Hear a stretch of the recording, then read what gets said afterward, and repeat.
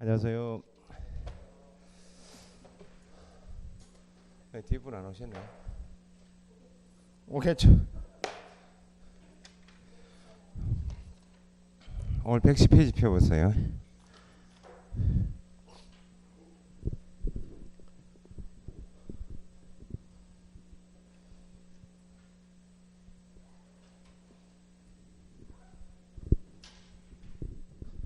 자, 110페이지가 부동산 거래 신고 등에 관한 법이죠. 안 했죠? 여기에 작년에 7문제 나왔는데 한 5문제에서 6문제 나온다 보시면 돼요.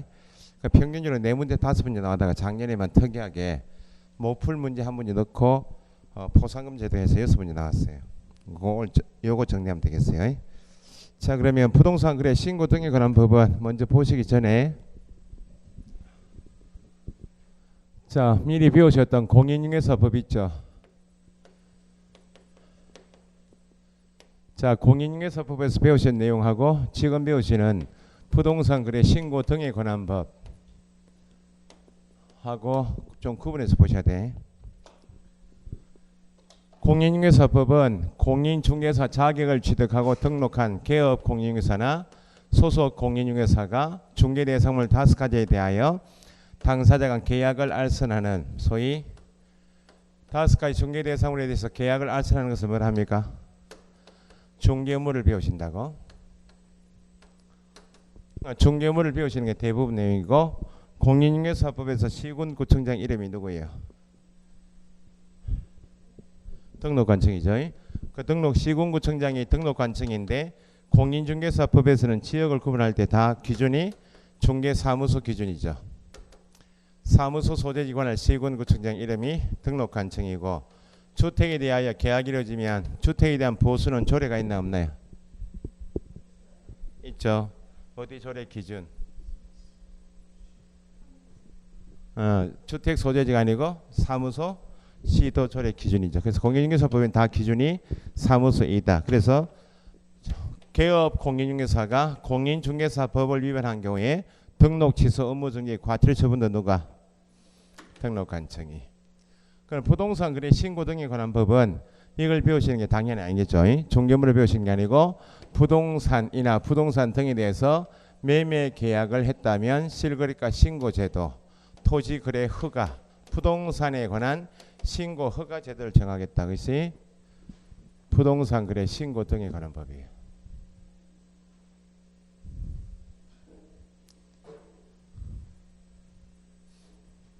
자, 그래서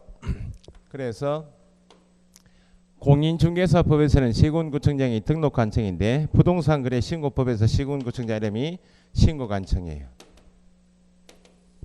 신고관청인데 여기도 시군구청장인데 여기는 중개사무소 기준인데 여기는 중개물을 배우신 게 아니기 때문에 부동산 소재지 관할 시군구청장이 신고관청이에요. 울산 남구에 중개사무소 두고 있다. 그러면 현재 공인중개사법상 등록관청은 남구청이겠죠. 남구청에 두고 가게 두고 있는 개업 공인중개사가 북구에 있는 토지 매매 계약 중개했다. 신고는 어디 가서? 북구요. 신고관청은 부동산 소재지. 그래서 개업 공인중개사가 부동산 거래 신고 등에 관한 법을 위반한 경우에 과태료 처분은 누가 한다? 부동산 소재지 관할 시군구청장인 신고관청이.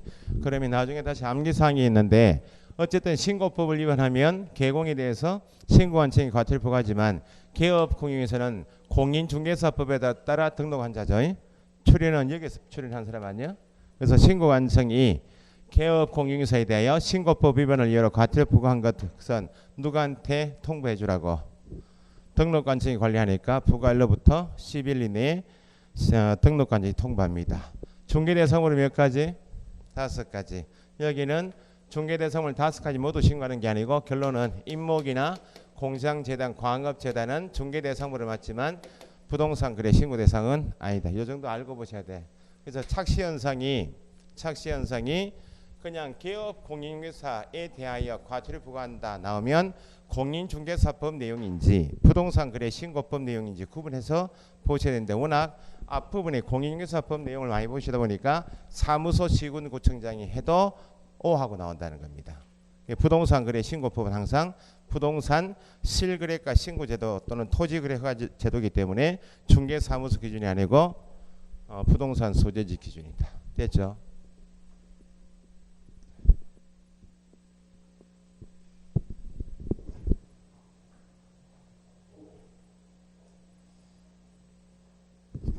자, 그래서 110페이지 보시면 110페이지 박스는 전체 내용을 한번 수업을 들으시고 정리 차원에서 한번 보시면 되고 111페이지 용어의 정의 있죠. 부동산 거래 신고 및 검증 있죠. 용어의 정의 공인중개사법에서 기본 용어를 정의해서 시험에 나오듯이 이것도 부동산 거래 신고법을 공부하실 때 법에서 하고 있는 기본 용어는 반드시 구분할 줄 아셔야 돼요. 자, 부동산은 뭐하고 뭘 말한다? 부동산은 방금 전에 말씀드린 것처럼 중개대상물 모두가 아니고 토지 건축물. 그래서 임목이나 공장재단, 광업재단은 부동산 거래 신고 대상이 아니고 좀 더 확장되는 개념이 2번 부동산 등 체크하시고 부동산 등은 토지 건물인 부동산 또는 토지 건물을 취득할 수 있는 뭐까지? 권리. 권리 옆에다가 분양권, 입주권 적어보시고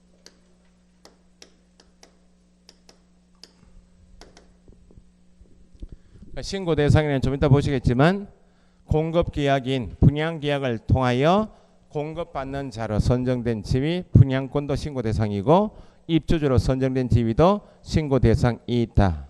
그 다음에 3번의 거래 당사자 민법에서야 거래 당사자는 매도 매수인 임대 임차인 다 계약 종료 후문 없이 당사자가 많은데 부동산 거래 신고법에 정의하는 거래 당사자는 누구하고 누굴 말한다? 매수인과 매도인을 말한다. 그러면 부동산 거래 신고하는 계약은 어떤 계약만 신고한다?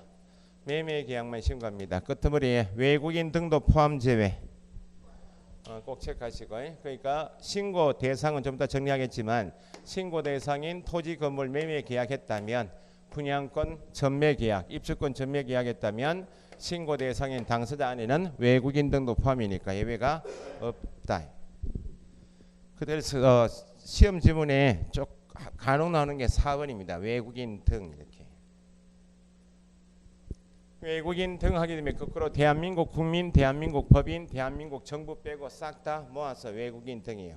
외국인 개인도 있고 외국 법인도 있고 밑에 외국 정부, 국제기구 등을 싹 다 모아서 외국인 등도. 그러니까 외국 정부도 국내 토지 건물 매매 계약했다면 신고한다 그 말입니다. 국제기구, 국제연합 할 것 없이 신고 대상인 당사자 범위 안에는 외국인 등도 포함됩니다. 그래서 밑에 외국인 등 해서 용어 정의가 기억부터 쭉 나와 있는데 기억하고 기억은 외국인 개인입니다. 대한민국 국적을 보유하지 않으면 대한민국 국적이 없으면 누구다? 외국인. 그럼 니은부터 해서 미음까지가 외국 법인인데 구분해서 읽을 줄 아셔야 될 것이 니은하고 디귿, 리을, 미음은 이렇게 구분할 줄 아셔야 돼. 니은부터 미음까지가 다 외국 법인인데 니은은 외국의 법령 위줄 외국의 법령에 따라 설립되었다. 외국의 법령에 따라 설립된 법인단체는 다른 요소 필요 없죠. 뒤에 없이 미국 법령에 따라 회사 설립했다. 그러면 미국 법인 맞죠? 대한민국 법인이 아니다 그 말입니다. 그러면 밑에 디귿에서 리얼 미음은 앞에 어떤 법령에 따라 그런 말이 있나요 없나요? 없다. 그 말은 세 가지 경우에는 외국 법령이든지 대한민국 법령이든지 구분할 필요가 없이 회사 법인 내부 사정을 따져보니까 디귿의 구성원 사원 밑줄 법인 회사 구성원 수 사원수를 따져보니까 2분의 1 이상이 대한민국 국적을 보유하지 않은 자 누구? 외국인인 법인단체 2분의 1 이상이 대한민국 국적을 보유하지 않은 외국인인 법인단체도 대한민국 법령에 따라 설립되어도 원칙은 대한민국 법령에 따라 설립되면 대한민국 법인이고 외국 법인이 아닌데 대한민국 법령에 따라 설립되어도 회사 구성원 수나 사원 수를 따져보니까 2분의 1 이상이 외국인이면 그때 외국 법인에 속한다. 그 다음 네 번째 업무를 집행하는 임원 밀줄 임원의 2분의 1 이상이 대한민국 국적을 보유하지 않은 외국인인 법인단체도 외국 법인에 속하고 미음의 외국인 개인 그 말은 대한민국 국적을 보유하지 않은 자 또는 외국의 법령에 따라 설립된 법인 외국 법인이 회사 자본금액이 얼마? 2분의 1 이상의 의결권이 얼마?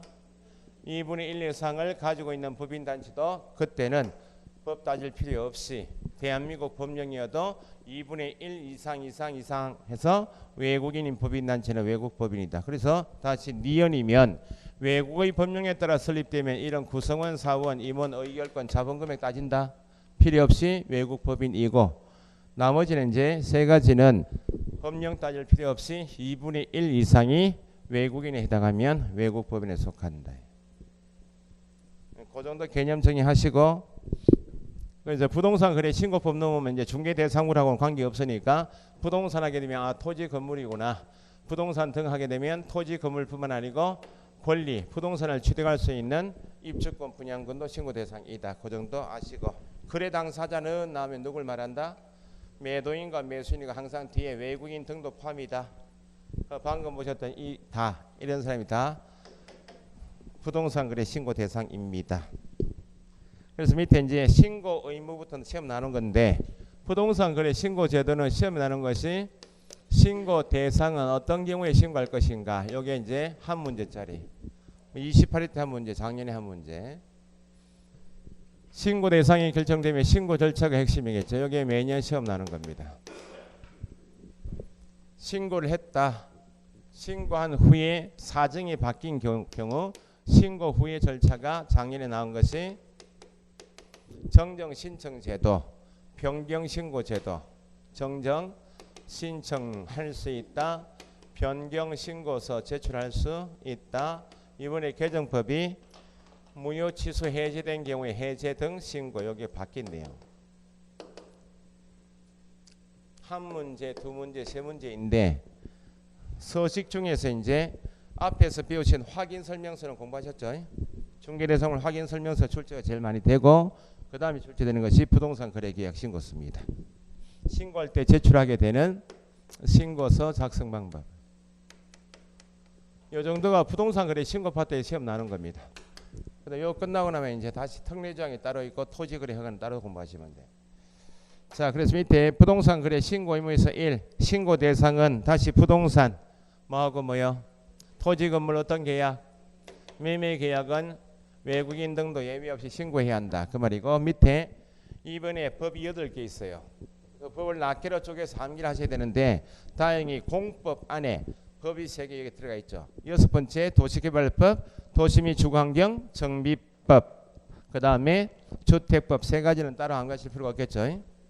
그거 빼고 상가 분양할 때 적용되는 건축물 분양에 관한 법, 공공주택특별법, 이번에 신설된 것이 빈집 및 소규모 주택 정비에 관한 특례법. 정비사업 배우시죠?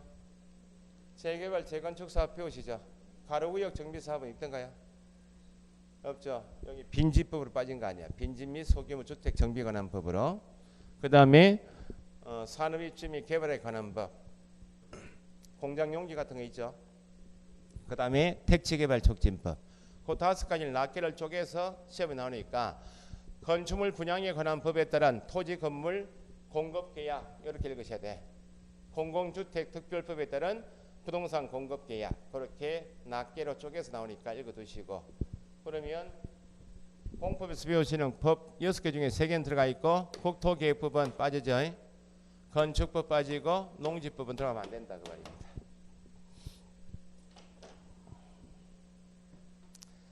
그래서 2번에 셋째 줄에 공급계약 체크하시고 그럼 3번에 다음에 해당하는 지위, 과로의 분양권, 입주권, 매매계약도 신고 대상이다. 분양권은 분양계약을 통해서 나온 게 분양권 아니에요? 분양계약을 달리 표현하면 거기 나온 대로 하면 공급계약이죠. 주택법에서 주택건설 공급관리 이렇게 배우신다고. 공급한다 그 말은 주택을 건설했다면 분양하겠다 것이 법대로 표현하면 공급입니다. 공급. 그러면 분양권 공급 계약할 때 앞에 법이 몇 개 있듯이 8개 붙었죠. 8개 법에 따른 공급 계약도 신고 대상이면 지금 분양권 3번의 기억 보시면 법이 8개 그대로 적용되고 공급 계약을 통하면 부동산을 공급받는 자로 선정된 집이 공급이 분양이니까 분양받는 자로 선정된 집이 이걸 줄이면 뭐라 한다? 분양권.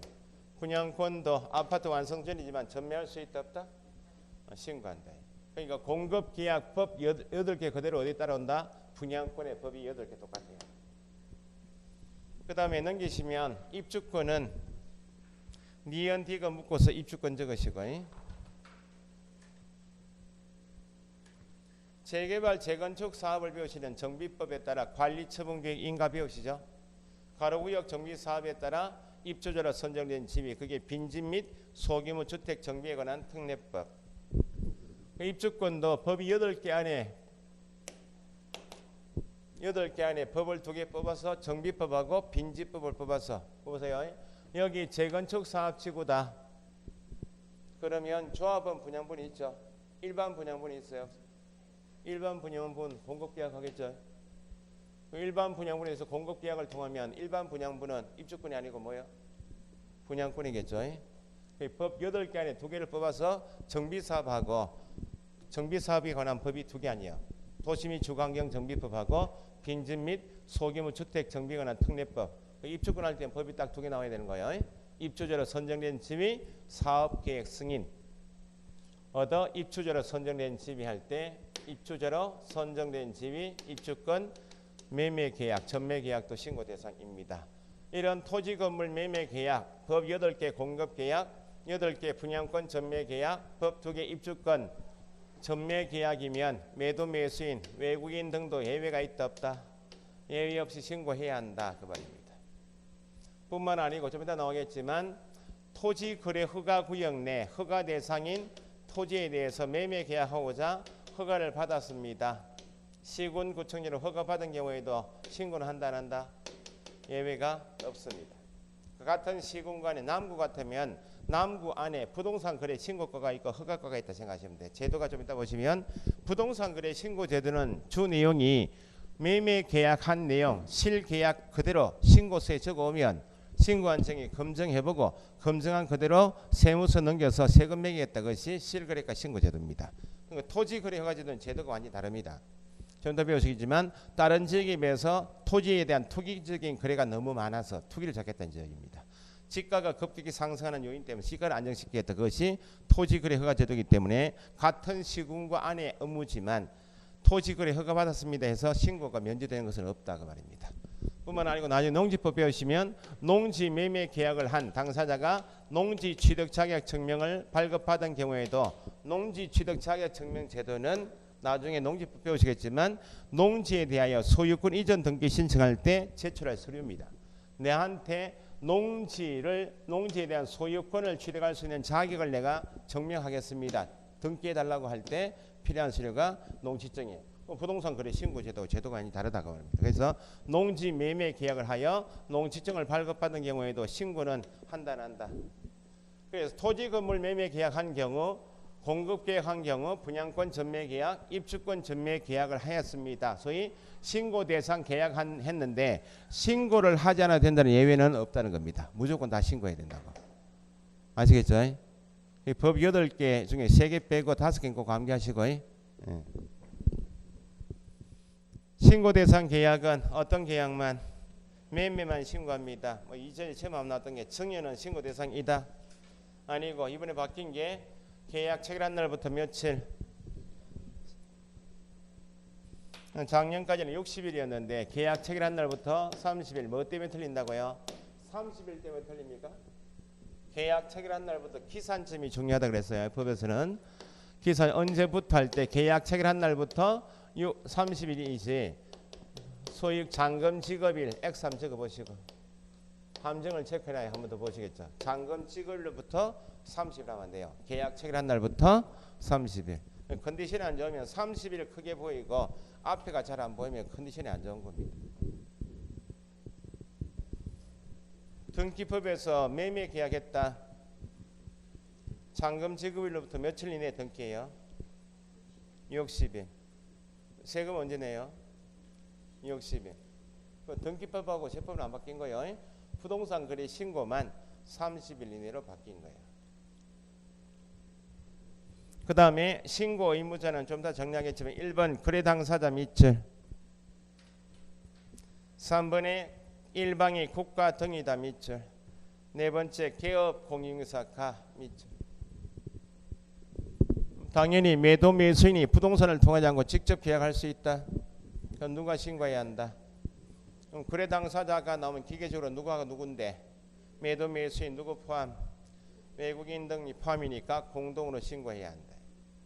이번에 이제 1, 2번 묶으시면 매매 계약 체결한 다음에 매도인이 자기가 판 토지 가격이 계속 오르면 팔기 싫겠네. 일방이 거부하면 예외로 단독으로 신고할 수 있고, 일방이 국가 지방자치단체처럼 국가 등이면 누가 신고해야 한다. 당사자 간 계약인데 일방이 국가이면 공동으로 하면 안 돼요. 국가 등이 단독으로 신고해야 한다. 국가 등이 일방 당사자인 경우에도 공동 신고해야 한다면 틀린다고. 단독 밑에 공동 X 함정 체크하시고.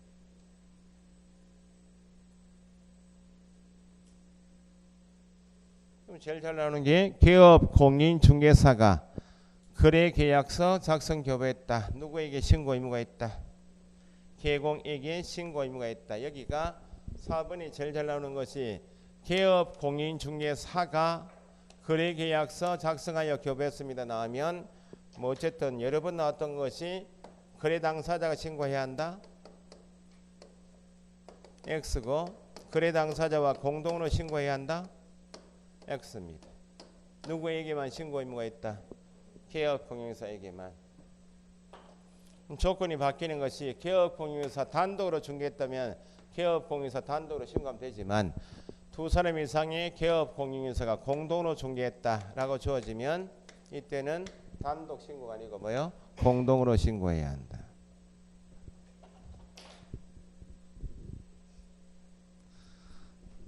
그 다음 밑에 신고관청은 뒤에 말이 빠졌어요. 부동산 등 밑줄.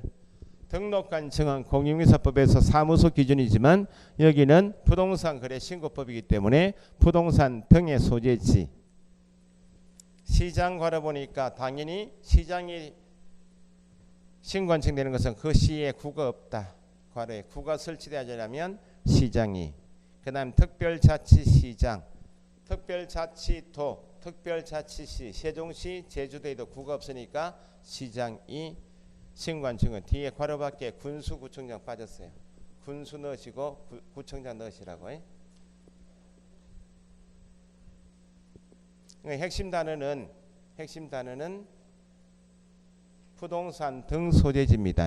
그거 꼭 체크하시고. 자, 그래서 보충이 밑에 신고 대상 및 제외에서 1번 신고해야 되는 경우 토지 건축물 밑줄 신고 대상 맞죠? 전부 매매도 신고하지만 공유물이면 지분을 가진 공유자가 자기 지분만 매매할 수도 있다. 어쨌든 지분 매매든지 전부 매매든지 토지 건물이면 신고하라 그 말이고. 2번이 두 번, 세 번 나온 건 니은이 토지 거래 허가 구역에서 허가 대상인 토지에 대하여 매매 계약을 체결하는 경우 허가관청으로부터 뭘 받았다? 허가 받은 경우에도 그때 신고해야 한다. 농지 취득 자격 증명을 받은 경우에도 신고는 예외가 있다 없다? 없다. 그 다음에 신고 대상이 아닌 것, 아무리 토지 건축물이어도 어떤 계약이 아니면 매매 계약이 아니면 신고 대상이 아니고, 아무리 매매 계약이어도 물건이 뭐가 아니면 토지 건축물이 아닌 임목이나 공장, 재단, 광업, 재단은 신고 대상이 아니다. 밑에 7번의 신고사항 별표.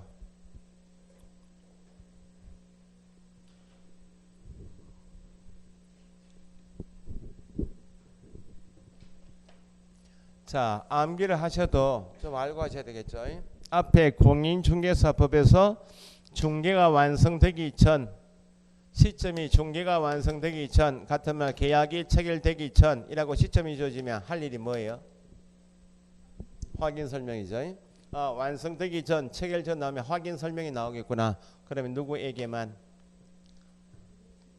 매수 임차 그 밖에 권리 취득하고자 하는 의뢰인에게만 설명 의무가 있죠. 어떻게? 성실 정확하게 설명하고 대장이나 종합증명서, 등기상 증명처럼 설명의 근거 자료를 제시해야 되죠. 그러면 확인 설명할 때 법에서 정하고 있는 확인 설명사항이 9가지가 있어요. 확인 설명사항 9가지를 조사 확인하여 성실 정확하게 설명하고 자료 제시하라 그 말입니다. 그 설명에서 계약이 이루어졌다. 중개가 완성된 때라고 시점이 지어지면 마무리 작업이 몇 가지? 중개가 완성된 때, 중개에서 완성된 때, 계약이 체결된 때나 마무리해야 되겠죠? 누구에게? 당연히 마무리 작업은 거래 당사자 쌍방에게. 마무리 작업 세 가지죠. 거래 계약서 작성 교부 보존하죠. 확인 설명한 내용을 적어주는 서식이 뭐예요? 결론은 확인 설명한 내용을 적어주는 서식은 확인 설명서이죠. 그럼 결론적으로 확인 설명 사항은 어디에만 적는다? 확인 설명서에만 들어가지. 거래 계약서 기재 사항이 아닌 것, 부동산 거래 신고 사항이 아닌 것 하면 이게 답이라고. 확인 설명한 내용은 그대로 어디 적는다? 확인 설명서에 적죠. 권리 관계는 뭘 통해서 확인? 등기부 확인 나오면 설명사항이죠. 권리관계는 토지 이용 계획, 공법상 규제 및 제한 사항은 용도 지역 지구 구역은 뭘 통해서 확인? 토지 이용 계획 확인서 통해서 확인 나오면 설명사항이죠. 어떤 가격? 예정 가격 설명사항이죠. 그래서 확인 설명사항에서 권리관계, 토지 이용 계획, 공법상 규제 및 제한 사항, 예정 금액, 취득 시 부담할 조세의 종류 및 세율 이런 것은 거래 계약사와 관계없다고. 신고상 관계없다. 그래서 확인 설명사항을 먼저 암기하실 이유가 이래 걸쳐 있는 게 확인 설명사항이기 때문에. 그러면 옆에 신고상 타이틀 밑줄 하시고 좌측에 빈칸이 있죠. 확인 설명사항 X 적으시고. 확인 설명사항은 뭐가 아니라고요?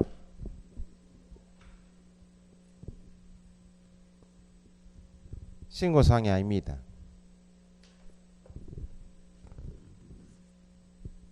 확인 설명사항은 58페이지 참조 적어 놓으시고. 확인 설명사항 X 적으셨죠? 확인 설명사항은 신고사항이 아닙니다. 확인 설명사항 밑에다가 58페이지 나중에 보시면 되고. 그럼 당연히 신고서 안에 적을 신고사항이 시험에 나와요. 거기 1번하고 2번, 3번 인적사항하고 표시사항은 시험에 안 나옵니다. 왜냐하면 확인 설명할 때 당사자 설명해야 해요. 확인 설명할 때 권리관계 설명하죠. 권리관계 설명할 때 권리자 설명해야 하네요.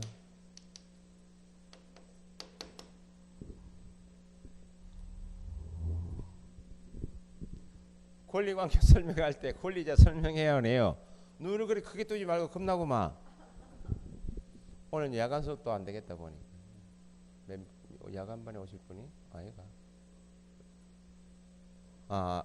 너무 존재감이 큰가? 야간반이 다 오신 것 같다. 한 사람 왔는데. 권리자 설명해야 하네요. 그러니까 늘 인적사항에 우리는 걸리는 거야. 전속 중개 계약할 때 공개할 정보는 내가 이런 조건의 물건 가지고 있습니다. 망에 올려놓겠습니다. 일간신문에 광고 내겠습니다. 보시고 찾으시는 물건이 맞으면 연락 주십시오 할 거 아니야. 이는 전속 중개 계약 시 공개할 것은 내가 이런 조건의 물건 가지고 물건만 정확하게 공개하면 돼요. 여기는 인적사항 빠져야 돼. 그건 이제 확인 설명할 거예요. 매수인돼 놓고 등기부 통해서 권리관계 확인했죠. 그럼 뭘 제시하고 설명하라고요? 등기부 보여주라고. 갖고 보시면 지금 설명드린 물건 소유자가 누굽니다. 주소지가 어디입니다. 설명해야 하네요. 그러니까요. 얼굴 보시면 건주당이 있다. 건주당 설정 등기되어 있으면 등기부에 뭐가 공시되어 있고 건주당 곳을 배우시잖아요. 등기부에 반드시 공시할 내용이 후순위 권리자 들어올 수 있으니까 먼저 선순위 건주당권자가 얼마 잡고 있는지 채권 최고액은 반드시 공개해야지. 실채무액은 등기부에 있어 없어요? 있을 수가 없죠. 그럼 뭐만 설명하면 돼요? 채권 최고액. 채권 최고액이 얼마입니다. 건주당권자가 무슨 은행입니다. 무슨 지점입니다. 주소지가 어디입니다. 설명해야 하네요. 인적사항 권리자 설명해야 하네요. 빨리 인정해. 설명한다 안 한다? 한다니까. 권리자도 설명사항입니다. 어떤 물건이든지 설명할 때 표지사항 설명해야죠. 종류, 소재, 지번, 지목, 계약서에 적어야 안 적어요? 적죠. 신고할 때도 매매 계약한 물건이 뭔지 인적사항과 표시사항은 다 공통이야. 시험에 잘 안 나온다는 겁니다. 4번부터 중도금 지급일, 잔금 지급일 및 중도금 지급일, 잔금 지급일도 신고사항이다.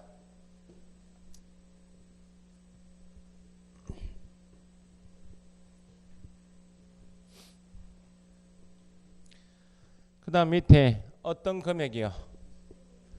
거래 가격이 중요해요. 거래 가격이 이제 뭐가 들어가면 안 되고 예정 가격 X. 올해 시험 반드시 나올 게 5-하고 5-3입니다. 5- 입주 5-3 자금인데 주택 동그라미 5-2하고 5-3은 주택. 전국에 있는 주택에 대해서 매매 계약을 했는데 실거래가가 좀 이따 보시겠지만 6억 이상이거나 좀 이따 나옵니다. 주택법에 따라 지정되는 투기과열지구안에서 실제 거래 가격이 3억 이상, 주택법에 따라 지정되는 조정대상 지역에서 3억 이상인 주택을 매매했다면 매수인 네가 직접 입주할 건지 가족이 입주할 건지 매매 계약했지만 전세 임대차 넣을 건지 입주 계획을 신고하고 주택 6억 이상짜리 매매 계약에서 했다면 매수인 네가 투기과열지구안에 3억 이상 조정대상 지역에 3억 이상 주택을 취득하려면 네가 이 돈을 어떻게 구해야 할래? 취득자금 조달 계획. 자금 조달 계획하고 이번에 추가된 표현이 5-3의 뒤에 지급 방식 있죠. 지급 방식이 추가된 거예요. 작년 30회까지는 입주 계획하고 자금 조달 계획만 있는데 지급 방식도 신고사항이다. 시험을 거꾸로 나온 적이 있습니다. 우리 주택 가격이 6억 이상이 아니라 6억 미만이면 투기과열지구 내에서 3억 미만 조정 대상 지역에 3억 미만이면 이거 신고할 일이 있나 없나요? 신고사항이 아니다 그 말이죠. 그러니까 6억 이상 좀 이따 다시 보시고 5-2하고 5-3은 체크해 놓으시고 그 다음에 계약 체결 1 밑줄 계약 체결 일자가 신고사항에 들어가는 이유는 30일 내에 신고가 이루어졌는데 확인해야 될 거 아니에요? 그 다음에 계약서든지 중요한 것이 당사자 간 계약의 조건을 기한을 붙인 경우에 중요하죠.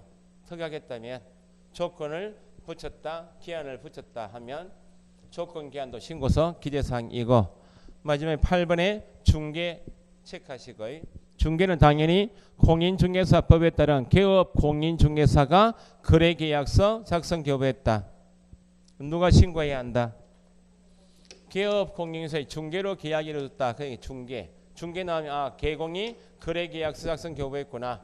당시 개공인 신고 의무자 인적사항 들어가고 사무소 상호 소재지 전화번호도 신고사항이다. 그 8번 옆에 좌측에 빈칸 있죠. 시험에 이거 틀리고 나온 이유가 시험에 단독 문제 나온 것이 거래 당사자가 이렇게 나왔어요. 거래 당사자가 신고하는 경우 신고사항 아닌가? 답이 뭐예요? 8번이겠죠. 그리고 8번 옆에다가 거래 당사자가 신고하는 경우 신고사항 X 적으시라고. 거래 당사자가 신고하는 경우 신고사항 X.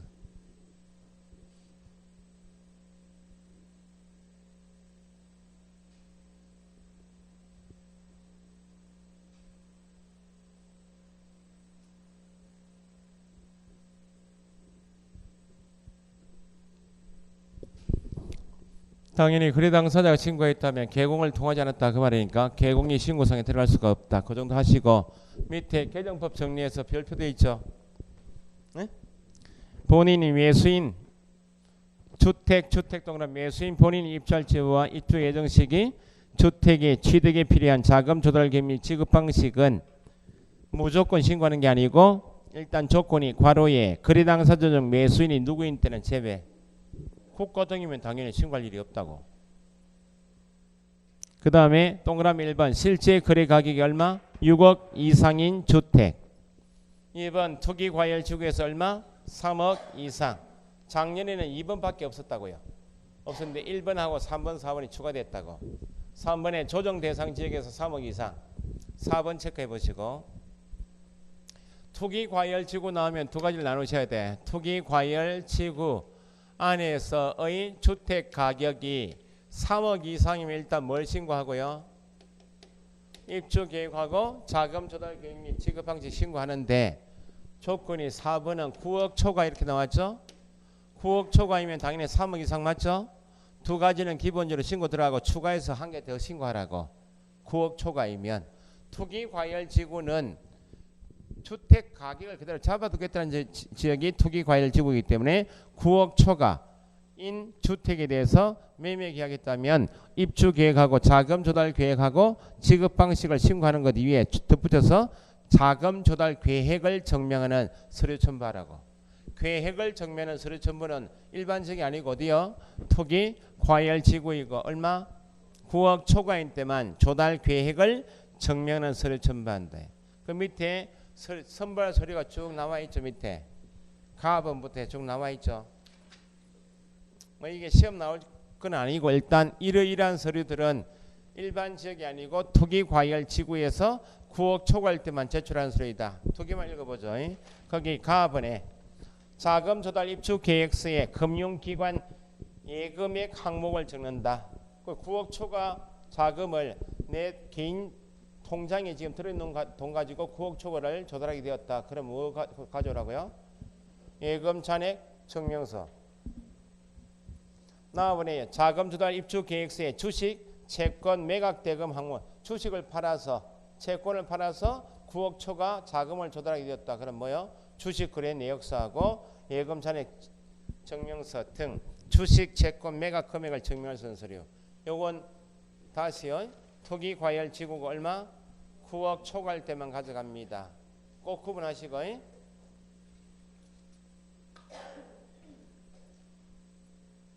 그 다음에 이제 시험에 뭐 신고 대상하고 신고 사항 보셨다면 3번의 신고 절차가 핵심입니다.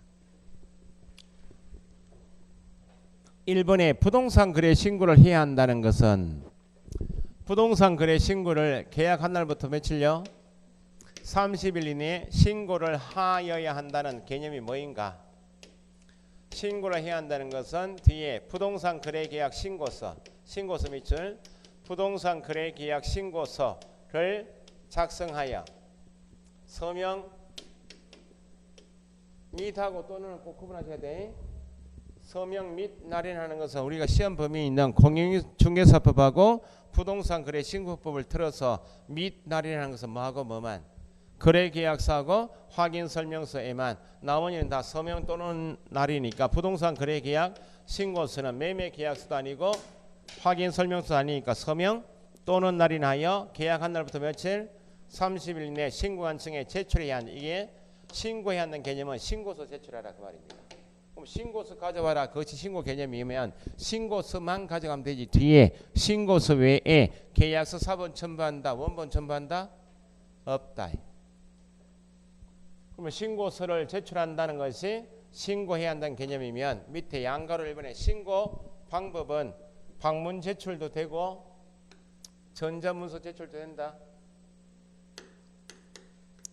신고서를 제출해야 한다는 것이 신고해야 한다는 개념이면 신고서 제출 방법은 직접 신고관청에 신고서 들고 와서 제출해도 되고 아니면 인터넷으로 신고할 수도 있다. 전자문서로 가능하다. 전자문서로 가능하다는 개념이 위에 동그라미 2번 3번이에요.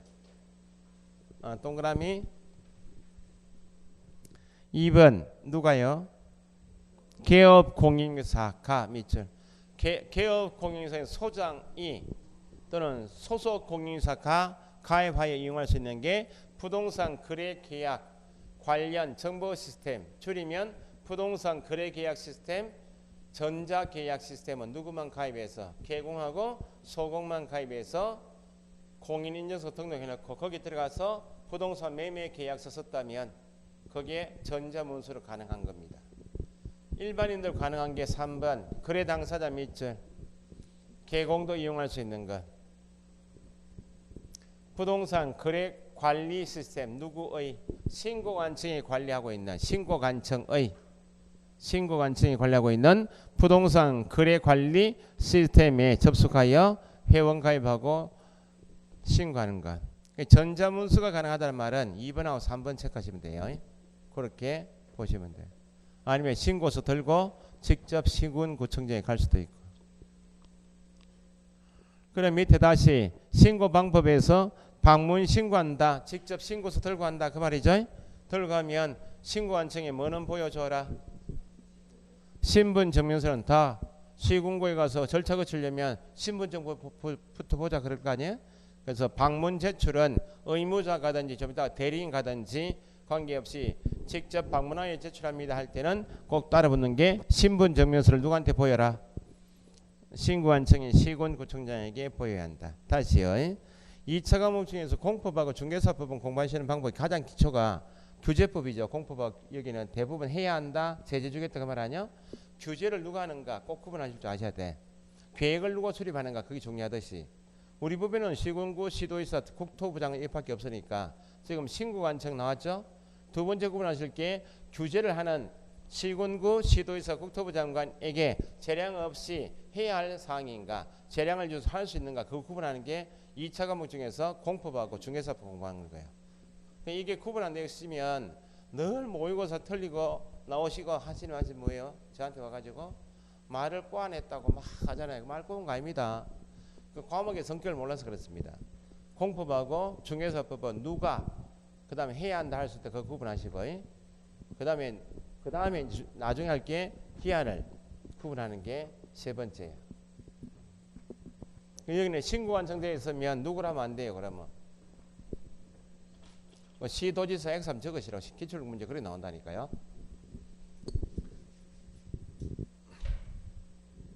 신고관청에 보여줍니다. 밑에 시도지사 X3 적으시고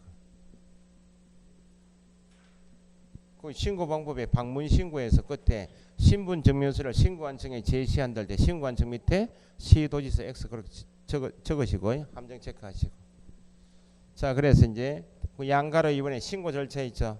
뭐 내용이 어려운 건 아닌데 시험에 반드시 나오는 겁니다. 제가 설명을 목초만 달아놓고 쉬었다 해야 되겠네요.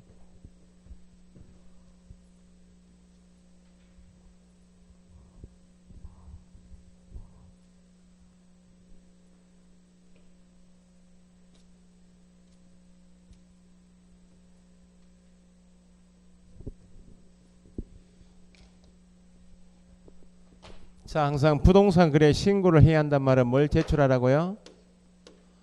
신고서를 제출하라 그 말이죠. 신고서를 제출해야 합니다.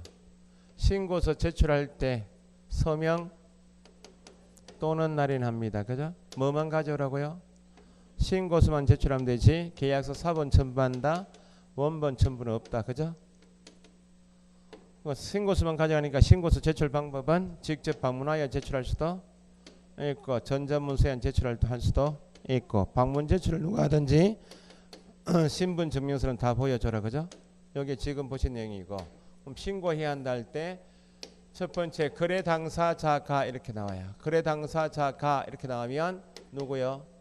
매도 매수인 외국인 포함 제외 포함하여 항상 외국인 등 포함입니다. 포함하여 직접 매매 계약할 수 있는 없나요?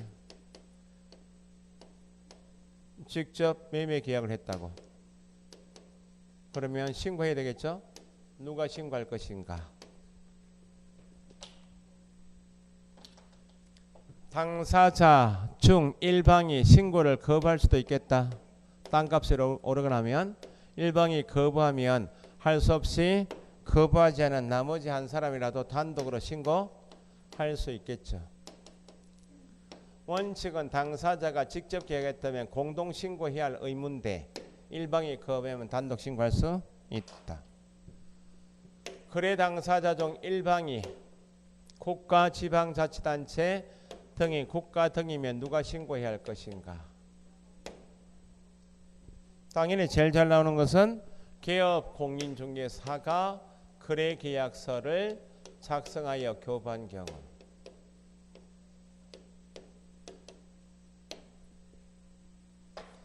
개업 공인중개사 혼자가 아니고 공동으로 중개했다. 조건이 개업 공인중개사가 공동으로 중개한 경우.